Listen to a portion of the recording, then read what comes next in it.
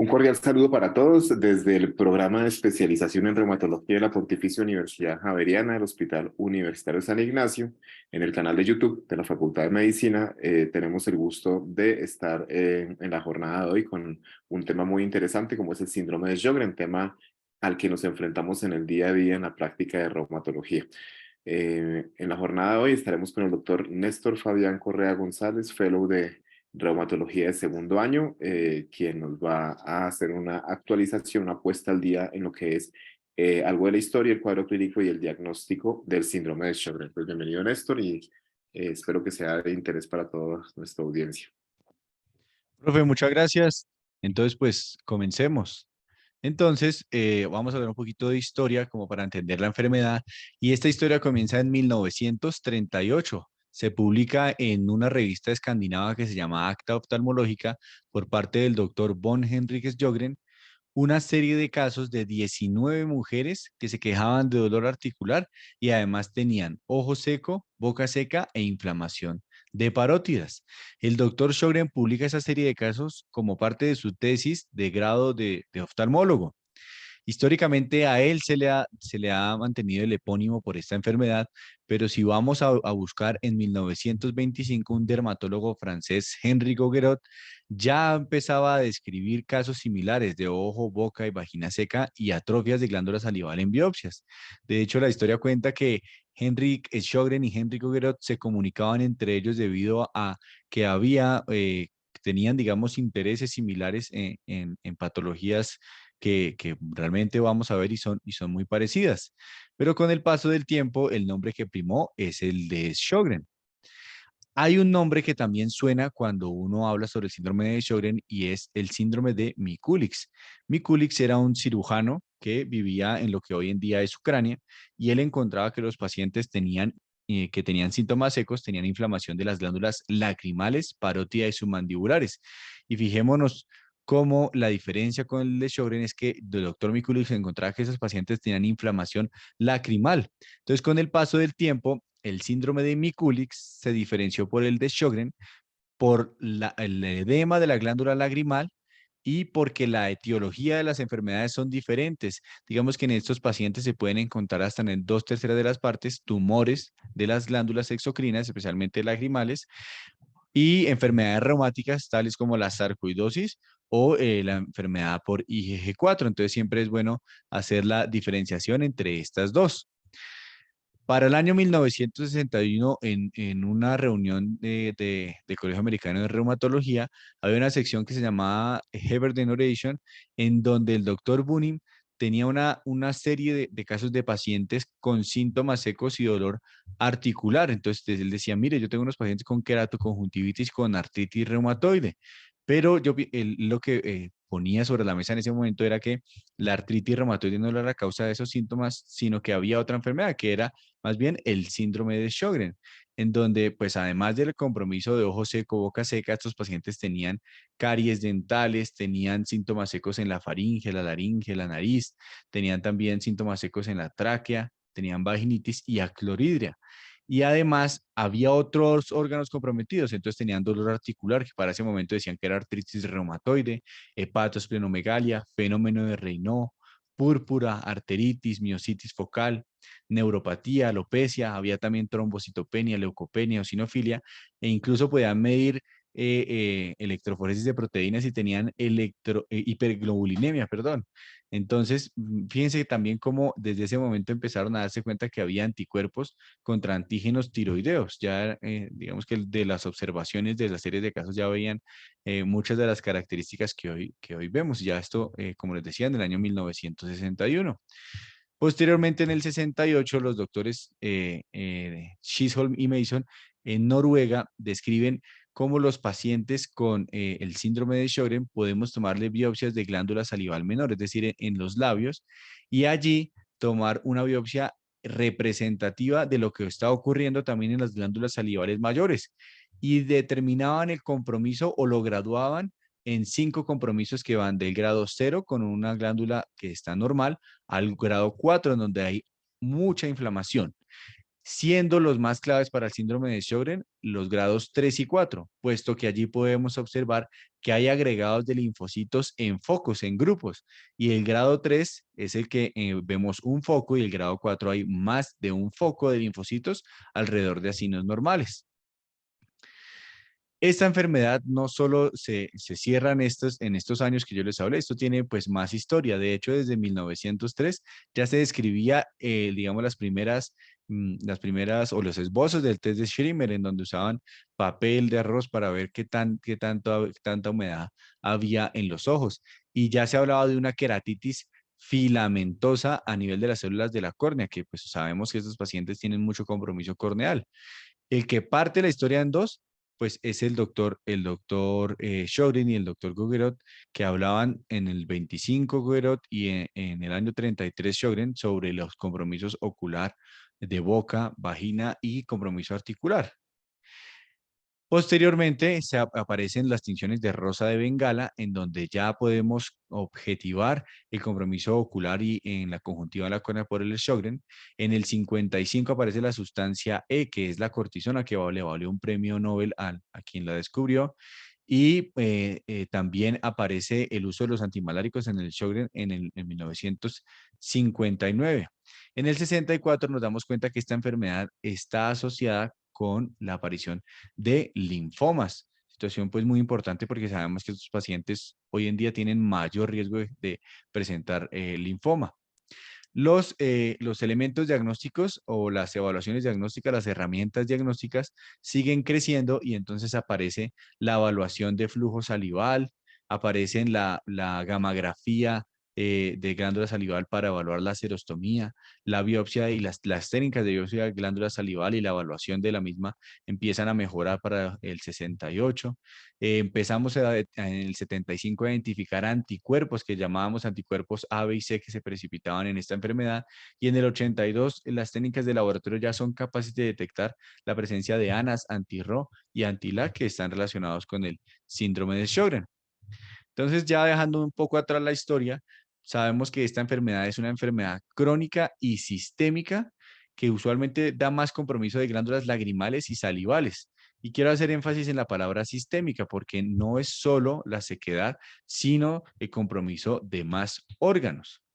Cuando uno define el síndrome de Sjögren, ya sabes que el paciente tiene síndrome de Sjögren, debe saber si es un síndrome de Sjögren primario, es decir, es la enfermedad propia la que está generando todos los síntomas y los signos, o si es secundario, es decir, que está concomitante con otra enfermedad, siendo la más frecuente la artritis reumatoide, el lupus eritematoso sistémico y en tercer lugar, la esclerosis sistémica. Pero siempre hay que pensar en otras enfermedades que puedan generar síntomas secos. No siempre es el síndrome de Sjögren que genera sequedad y ya vamos a ir más adelante a hablar de diagnósticos diferenciales. En Colombia sabemos la epidemiología de la enfermedad basados en dos aproximaciones. Una es la aproximación COPCOT, en donde con una metodología de la epidemiología poblacional se determinó que en Colombia había una prevalencia de 0.08% de la enfermedad con un estimado de 2.700 a 29.000 personas.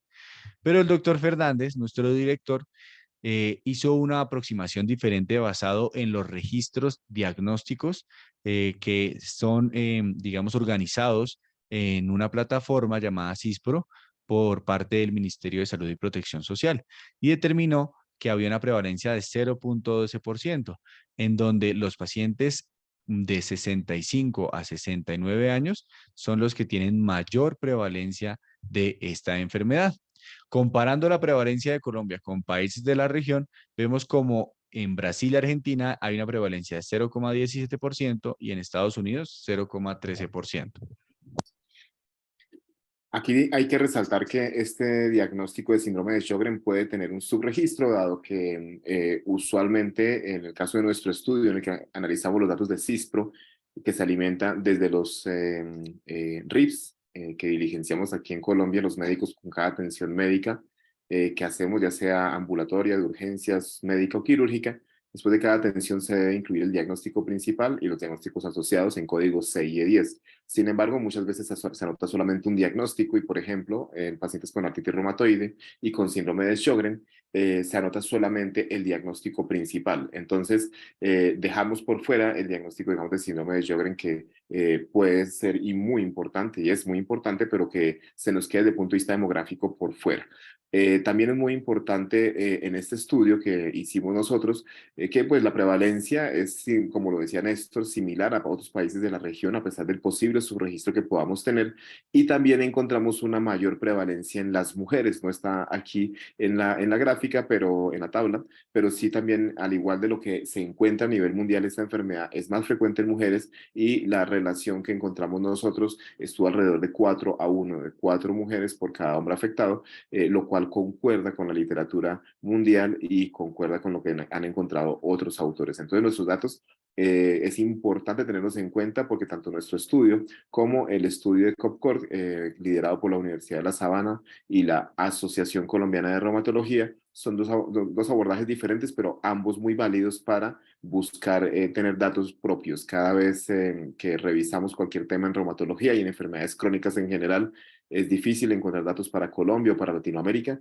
Estos estudios nos permiten tener una aproximación para tener información que nos dé algo de datos sobre cómo se presenta la enfermedad en nuestro medio. Muchas gracias, profe. Entonces, una vez uno piensa que el paciente tiene síndrome de Sjögren, es bueno tener en mente cuáles son esas manifestaciones clínicas de esta enfermedad.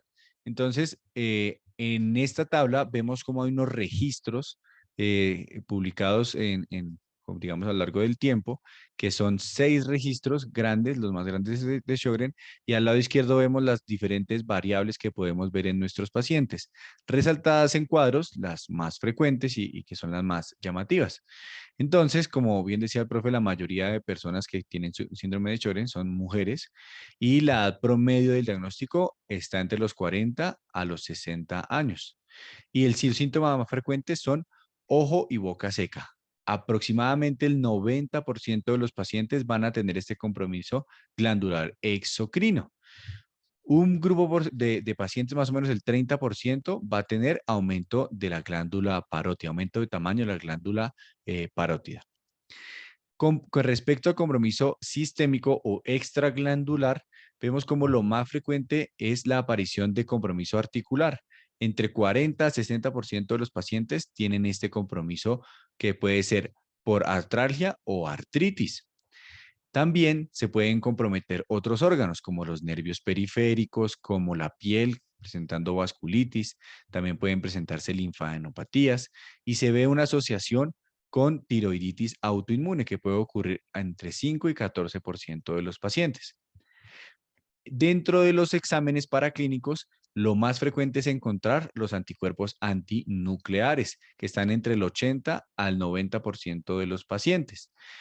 Y si evaluamos los ENAs, específicamente los que vamos a encontrar son RO y LA, más frecuentemente RO en comparación de LA. El factor reumatoide también se eleva en la enfermedad, en el síndrome de Sjögren, siendo el anticuerpo asociado más frecuentemente encontrado. Otras cosas que podemos encontrar son las crioglobulinas aumentadas o la crioglobulinemia y los niveles bajos de C3 y C4, que no es frecuente encontrarlos, afortunadamente, porque son marcadores de mal pronóstico. Dado que en nuestra audiencia, en estos videos que hacemos desde la Universidad Javeriana, no solamente hay reumatólogos, hay médicos de otras especialidades, médicos generales, recordar aquí, donde nos señalas el anticuerpo anti-RO y anti-LA, que están muy importantemente asociados, pues ahí en la tabla pues no dice ni RO ni LA, está SSA, SSB. Recuerden que en los SENAs, el nombre que se le ha dado a cada uno de esos anticuerpos contra antígenos extractables del núcleo, eso causa confusión porque en algunos casos ha sido por el apellido del primer paciente, como fue el caso de Stephanie Smith, para el anti-Smith, la primera persona en quien se detecta en Nueva York es anticuerpo. Roila también son apellidos, pero también se puede, o se ha dado la denominación por la enfermedad SSA y SSB, se refiere a síndrome de Sjögren, que es la enfermedad con la que más se asocia, pero ROILA o SSA y SSB también se asocian a lupus y también pues lo solicitamos en mujeres embarazadas para el bloqueo cardíaco congénito fetal como un ENA relacionado con, en este caso, en las embarazadas con lupus. Entonces, recordar ese punto, pues que es algo básico, pero que seguramente muchos de nuestra audiencia, al ver la tabla y lo que comentabas, podría confundirse un poco. Entonces, ROILA son el mismo SSA y SSP. Muchas gracias, profe. Entonces, para redondear, el compromiso está en las glándulas exocrinas con el ojo seco, la boca seca y aumento del tamaño de las glándulas parótidas. Y en lo extraglandular, cualquier órgano puede estar comprometido, pero especialmente las articulaciones, la piel, la presencia de fenómeno de Raynaud y compromiso pulmonar.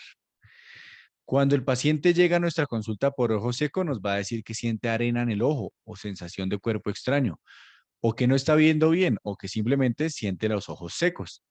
Y hay unos signos que podemos encontrar con ayuda de nuestros colegas de oftalmología. Siempre es bueno tener un aliado oftalmólogo y él va a ver daño epiteral superficial de la córnea y la conjuntiva, ayudándose de los diferentes test que él tiene, entre ellos el uso de fluoresceína dentro de estas pruebas. Y también él va a ver cuánto tiempo duran rompiéndose las lágrimas del paciente y le puede hacer un test de Schirmer. Pero ahondemos un poquito en estas evaluaciones.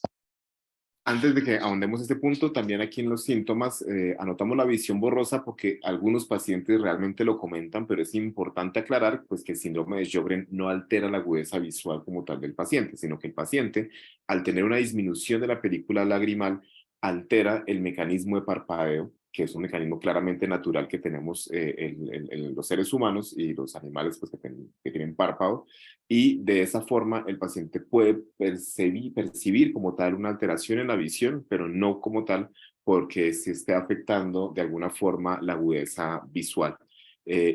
Como comentabas, el tema de la sensación de cuerpo extraño es algo bastante común, que los pacientes comenten que se la pasan frente al espejo buscándose una arenita que no tienen, porque lo que sucede es que seguramente por esa disminución de la película lagrimal, la córnea básicamente empieza a tener problemas, empieza casi que a rayar, por decirlo así, y así el paciente siente esa sensación de molestia o narra literalmente una sensación de disminución de la cantidad de lágrimas. Muchas gracias, profe. Entonces, el examen ocular en síndrome de Sjögren se ha estandarizado. Y este es uno de los exámenes que hacen, ¿no? Que se llama el OSS.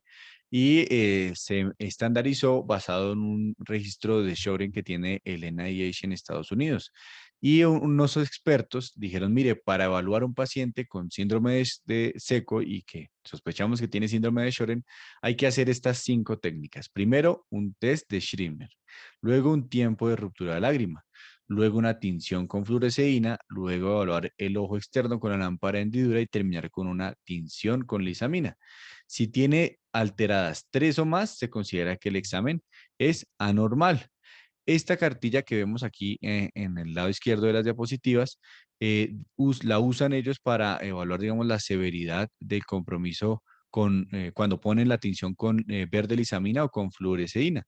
Y con eso ellos pueden saber qué tanta lesión se está presentando por la sequedad. Entonces, ¿cómo son los pasos? Entonces, el primero, el test de streamer. Entonces, hay un papel absorbente que se pone el párpado inferior y se espera 5 minutos el paciente con ese papel allí y debe producir o debe, digamos, correr la línea de humedad más o menos 0,1 mililitros por minuto. Si corre menos de eso, es que hay menor producción de lágrimas. Luego se le hace una tinción con verde lisamina al ojo y en este segundo paso se espera un tiempito y después lo que se va a hacer es observar el ojo en la lámpara de hendidura con una luz azul cobalto. Y allí el oftalmólogo lo que va a ver es cuánto tiempo demoran en evaporarse las lágrimas. Y eso lo va a mirar en 3 ocasiones. El paciente parpadea, abre el ojo y ahí se puede observar cuánto tiempo se toma romperse la lágrima. Digamos, se pierde la película o se rompe la película de lágrima que normalmente tiene el ojo. y hace 3 mediciones de estas, es decir, estos tiempos y promedia ese tiempo. Ese es el tiempo de ruptura de lágrima. Si está menor de 10 segundos, es anormal. Luego miran con la lámpara de hendidura en el paso 4 toda la parte externa del ojo. Si hay signos como, por ejemplo, un terigio que también, digamos, soportan o apoyan el hecho de que haya sequedad. Y por último, hacen una tinción con verde lisamina para ver si hay lesión epitelial de las diferentes zonas de la conjuntiva o en la misma córnea. Y con eso el oftalmólogo nos da un concepto con el cual el paciente llega a oftalmología. Esta evaluación sistemática que hacen los colegas de oftalmología es súper clave porque tenerla normal tiene una relación importante con la presencia de biopsias compatibles con síndrome de Sjögren, que tengan un focus score o un Chisholm-Mason mayor de 3, eh, y con la presencia de anticuerpos anti-RO y anti-LA. Y eso, digamos que lo pudieron ellos observar en esta serie de pacientes, en este registro del NIH. Como vemos, los pacientes que tienen sequedad y que tienen positivo este test, pues, digamos, hacen una intersección entre tener también alteraciones en la biopsia y alteraciones a nivel de los anticuerpos anti-RO. Pero como hablábamos, no todo ojo seco quiere decir que el paciente tiene síndrome de Sjögren. De hecho, hay cosas mucho más frecuentes que el síndrome de Sjögren. ¿Qué es importante o cómo puede uno aproximarse al ojo seco? Pues hay dos causas principales de ojo seco y es que la lágrima se evapore muy rápido. Y ese defecto evaporativo primario es porque la capa lipídica que tiene la lágrima no está funcionando bien. Entonces, esto puede ocurrir porque haya disfunción de las glándulas de meibomiano, porque haya una enfermedad entre la superficie ocular y el párpado, porque no haya congruencia o un adecuado cierre de los párpados, como por ejemplo ocurre en la parálisis facial, o personas que parpadean poco, por ejemplo el Parkinson o hoy en día el uso de celulares, de pantallas, o que se usen lentes de contacto o usen muchas gotas también, que eso también hace que se evaporen las lágrimas. La otra causa de que uno tenga ojo seco es que haya deficiencia acuosa primaria, que ahí sí es el síndrome de Sjögren una de las principales causas, pero lo otro es que haya enfermedades de la glándula lagrimal o el mismo envejecimiento, otras enfermedades reumáticas como la sarcoidosis, la obstrucción por litos del conducto de la glándula, cirugía corneal, diabetes mellitus, medicamentos como antihistamínicos, betabloqueadores, diuréticos y antiespasmódicos favorecen la deficiencia acuosa primaria de la lágrima. Entonces, no necesariamente el ojo seco es un síndrome de Sjögren. Hay que buscar todos estos diagnósticos diferenciales antes de decir que es un ojo seco por Sjögren. El otro síntoma que tienen los pacientes es la boca seca y el paciente va porque dice que tiene la boca seca. Algunos sienten es disfagia porque la sequedad es un poco más atrás y sienten a veces que se les pega la comida a la boca o que les sabe diferente la boca y siempre para pasar los alimentos sólidos deben tomar líquidos. A veces por hablar mucho tiempo también sienten mayor sequedad. El problema de la boca seca no es solo sentir la boca seca, sino que la boca tiene una serie de defensinas, lisosimas que nos protegen de la proliferación bacteriana. Entonces, estos pacientes tienen mayor prevalencia de caries dental y pérdida de piezas dentales. Y como no tenemos estos defensas de barreras naturales, los pacientes tienen sobrecrecimiento de cándida y pueden presentar candidiasis oral, pueden presentar queilitis angular. También aumenta la prevalencia de reflujo laringotraqueal, porque pues ustedes saben que el pH de la saliva ayuda a disminuir esta acidez y evitar el reflujo. Y otros como no comen, pues empiezan a perder peso y como tienen que tomar más agua por el hecho de tener los síntomas secos, pues van a tener bastante nicturia. La serostomía puede ser causada nuevamente, medicamentos como antihistamínicos, betabloqueadores, diuréticos. Los pacientes también por diabetes mellitus sienten sensación de sequedad o se deshidratan, personas que no toman agua. Otras personas tienen respiración oral porque tienen obstrucción nasal, entonces también hay que pensarlo. Los pacientes con neoplasias que reciben irradiación de cabeza y cuello también tienen atrofias glandulares y por eso presentan sequedad. Y también hay factores psicológicos, a veces hay hipotomanía por alguna enfermedad psiquiátrica y el paciente tiene una sensación de sequedad, pero no necesariamente es que tenga la boca seca. ¿Cómo hacemos para evaluar objetivamente la boca seca? Existe este test que es el test de flujo salival no estimulado. Entonces, antes de las 11 de la mañana, uno cita al paciente, le da un tubo un tubo que llamamos tubo Falcon, que puede ser entre 2 y 5 mililitros, y antes del examen el paciente no debe haber comido chicle ni haber tomado ningún estimulante de producción de saliva. Se enjuaga la boca para retirar restos de comida y se le pide que incline la cabeza hacia el frente y que empiece a escupir en este tarro. Puede ser cualquiera de las dos formas del tarro, durante 15 minutos. Y al final de los 15 minutos debe haber más o menos, o no debe haber al menos 1.5 mililitros de saliva en ese tarro. Si no, es porque efectivamente hay menor flujo salival.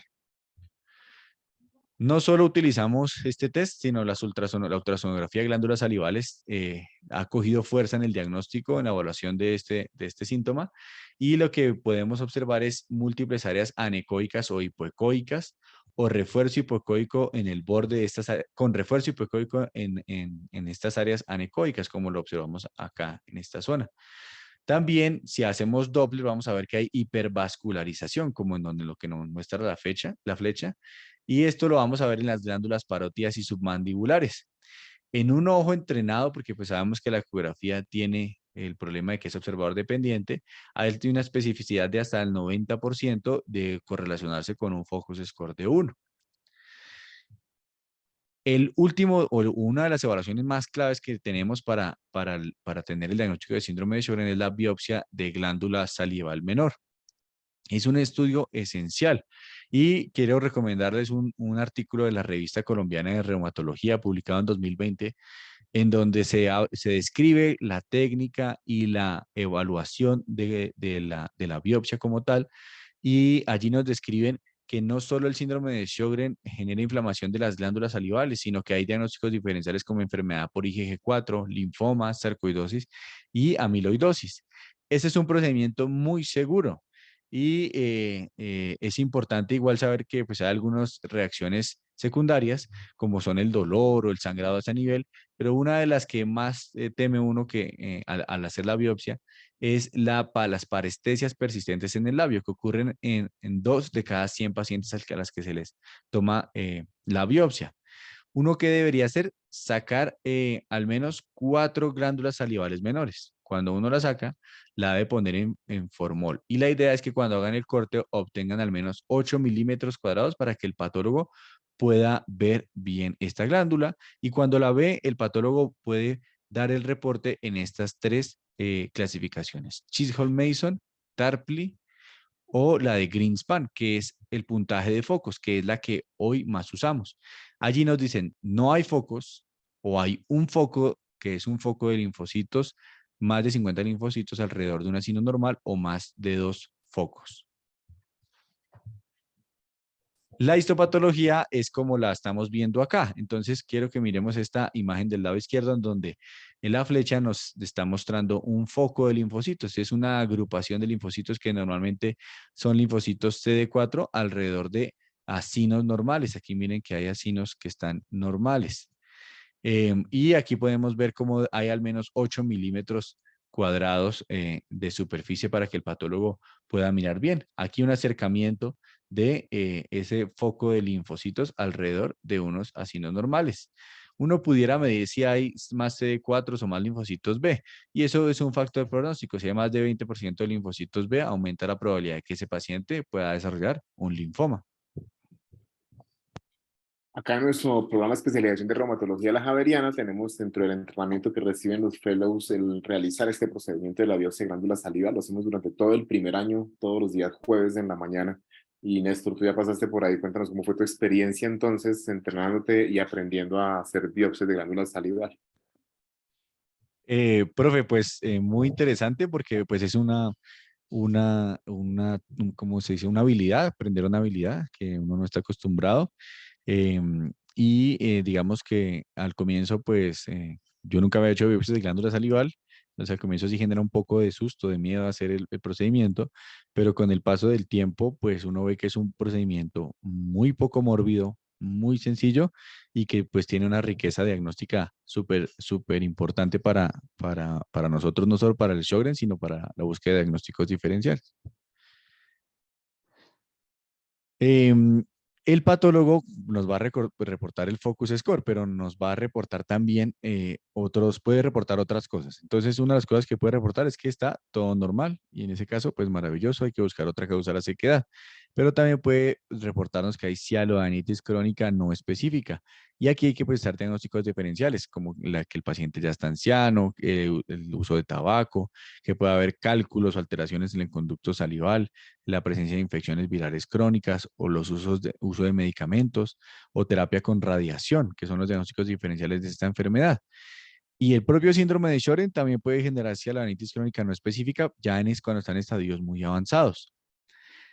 Y la otra forma que no lo reportan es la presencia de cialodanitis linfocítica focal, que es la presencia de un foco de linfocitos. Este es muy, muy, muy asociado con síndrome de Sjögren. Puede estar presente en otras enfermedades, sí, pero generalmente en poliautoinmunidad, es decir, hay más enfermedades asociadas con el síndrome de Sjögren. El otro reporte que nos pueden dar es el de cialodanitis crónica esclerosante. Y digamos que puede estar presente cuando están estas mismas enfermedades de la cialodanitis crónica no específica, pero si uno ve cialodanitis crónica esclerosante, debe descartar siempre enfermedad por IgG4. Y por último, nos pueden reportar que hay inflamación granulomatosa. Aquí hay que pensar en infecciones como la tuberculosis o pensar en sarcoidosis, granulomatosis de Wegener, síndrome de Churg-Strauss, entre otros. Otra de las manifestaciones es el aumento del tamaño de las glándulas, que se observa en el síndrome de Sjögren en el 30% de los pacientes. Y este aumento de tamaño es bilateral, no duele y es recurrente. Es importante saber cómo son las características clínicas porque hay diagnósticos diferenciales en cuanto al aumento de tamaño de las glándulas. Por ejemplo, si uno ve un paciente con síndrome de Sjögren, aumento de tamaño progresivo y unilateral, debe prender las alarmas a pensar que es un linfoma. Por ejemplo, mire, esta tabla es muy importante en la aproximación clínica de cualquier paciente que viene con aumento de tamaño de las glándulas parótidas. Entonces, uno debe ver primero si el aumento de tamaño es unilateral o el aumento de tamaño es bilateral. Entonces, arranquemos. Si el aumento de tamaño es unilateral y agudo, hay que pensar en que es una infección bacteriana. También puede haber actinomicosis o un lito que está obstruyendo la salida de la saliva y por eso está aumentado de tamaño. Si es agudo bilateral, hay que pensar en infecciones virales, como las paperas, el virus de Epstein-Barr, el citomegalovirus o el Coxsackie. Ahora, si es crónico unilateral, hay que pensar que hay unas cialodanitis crónicas por las causas que hablamos antes, tabaco, medicamentos, radiación, o neoplasias primarias como linfoma, adenomas o adenocarcinomas primarios de la parótida. Y si es crónico bilateral, ahí sí está metido el síndrome de Sjögren, pero hay otras causas. Por ejemplo, la infección por hepatitis C, perdón, es causa también de este aumento de tamaño. La enfermedad por IgG4, la amiloidosis, enfermedades granulomatosas, la diabetes mellitus, el alcoholismo y, digamos, la cirrosis alcohólica generan este hallazgo clínico. La acromegalia y la anorexia y la bulimia también generan esta alteración. Ya pasamos lo exocrino, ya vemos lo exocrino, que es lo más frecuente, y ahora miremos en esta gráfica del New England cómo el síndrome de Sjögren efectivamente es sistémico, puede comprometer cualquier órgano. Y digamos, dentro de lo periférico, lo más frecuente es el compromiso articular con artralgias, sinovitis, rigidez matutina. Luego, el compromiso articular, lo más frecuente es tener compromiso a nivel de la piel. Entonces, este compromiso a nivel de la piel se va a ver como púrpura, vasculitis o nódulos subcutáneos. Luego podemos ver síntomas constitucionales y nódulos linfáticos. Y el compromiso pulmonar, que también debemos tener en cuenta. La neuropatía periférica es otro síntoma de los pacientes que se quejan de dolor neuropático, especialmente en los miembros inferiores. Hay un síntoma que es súper frecuente, que es la sensación de fatiga, y es frecuente y además difícil de tratar. Debido a que es muy frecuente, la Liga Europea contra el Reumatismo en 2012 creó un grupo de trabajo en donde quisieron objetivar esta sensación de fatiga en los pacientes con Sjögren y crearon un cuestionario que se llama el cuestionario PROFAT y también incluyeron esta sensación dentro de una clinimetría que se llama el SPRIT, que uno debería tenerlo en mente en estos pacientes. No se sabe bien la fisiopatología, pero se piensa que es que estos pacientes tienen mucha interleuquina 1,6 e interferón gamma circulando en su sangre. El dolor articular puede ser un dolor mecánico o inflamatorio, pero usualmente es un dolor poliarticular. Cuando le hacemos radiografías, la mayoría de los pacientes, el 90%, no es erosivo y puede preceder el diagnóstico hasta en el 30% de los casos. En la piel, miremos cómo podemos ver. Lo más frecuente es ver petequias, es decir, pequeños puntos de color violáceo, usualmente en los miembros inferiores. Y usualmente son petequias que son palpables porque están generando inflamación. También observamos el fenómeno de Raynaud y el eritema anular, que es son unas lesiones que tienen forma de anillo y que tienen un centro un poco color asalmonado con un borde más violáceo. En el pulmón, que hasta el 11% de los pacientes pueden presentar este compromiso, se puede presentar neumonía intersticial no específica como el hallazgo más frecuente y la neumonía intersticial linfocítica como el hallazgo más característico, pero esta es poco frecuente. En esta tomografía vemos la neumonía intersticial linfocítica en donde observamos la presencia de quistes en el parénquima de este paciente y también vemos la neumonía intersticial no específica, vemos como hay vidrio esmerilado bilateral. Otros compromisos, entonces, en sangre, leucopenia, anemia, trombocitopenia. En el riñón, lo más frecuente es tener compromiso de los túbulos con nefritis túbulo intersticial, alteraciones de los electrolitos. También puede haber glomerulonefritis y asociada a crioglobulinemia. En la parte neurológica, como hablábamos, neuropatía periférica, neuromielitis óptica.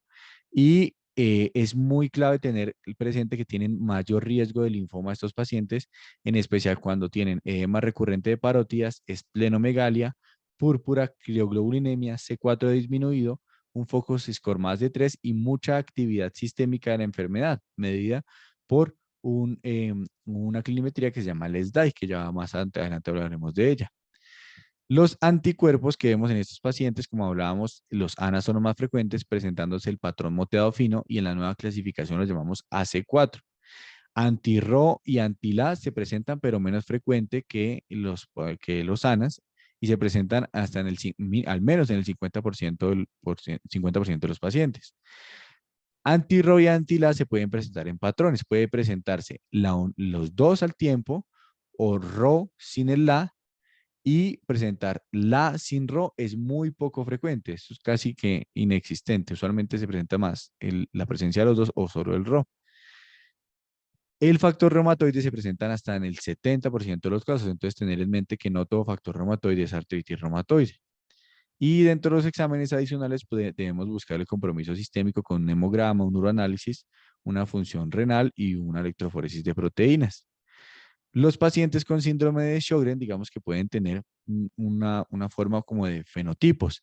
Digamos que hay unas cosas que son claves y es que tener niveles disminuidos de C3 y C4 y tener la presencia de crioglobulinas aumenta tener la posibilidad de compromiso extraglandular y por tanto una clinimetría de mayor de 5, una clinimetría más digamos, más elevada y pues por tanto compromiso más severo.